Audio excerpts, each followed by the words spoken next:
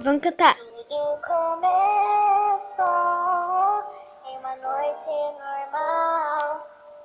Os três irmãos foram dormir tudo igual. Mal sabiam eles o que estava por vir. Depois daquela noite eu queria surgir. Eu queria surgir. Acordar em um lugar diferente, não sabia que vinha pela frente, tudo que estava por acontecer, que dificuldades que teriam que sofrer, mas eles continuaram firme e forte, mesmo tendo alguém para dar aquele suporte, e claro, com muito medo, aquele amarelame que não tinha nem começo.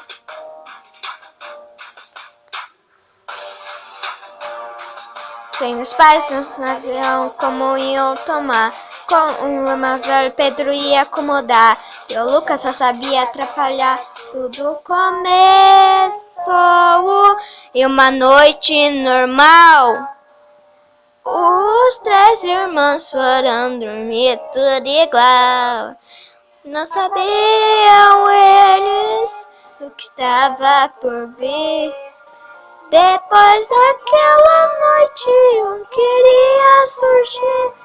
Eu queria surgir. Isoladas, isoladas.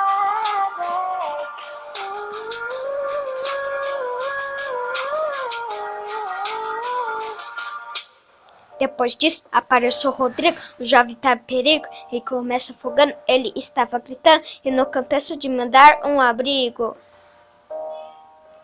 Seus irmãos estavam com muito receio e estavam com muito medo se ele intervesse do que ele ia fazer, está fazendo até mesmo tinha feito, quer dizer.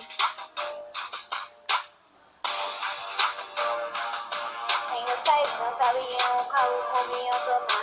Como o irmão mais velho Pedro ia comandar. E Lucas só sabia atrapalhar quando amanheceu.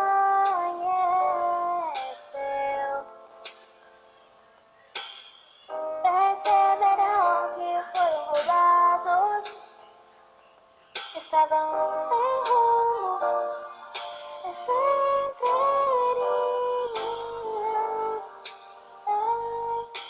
Juntos, tudo começou em uma noite normal.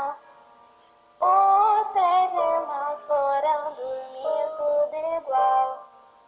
Não sabiam eles o que estava por vir. Depois daquela noite eu queria surgir. Eu queria surgir.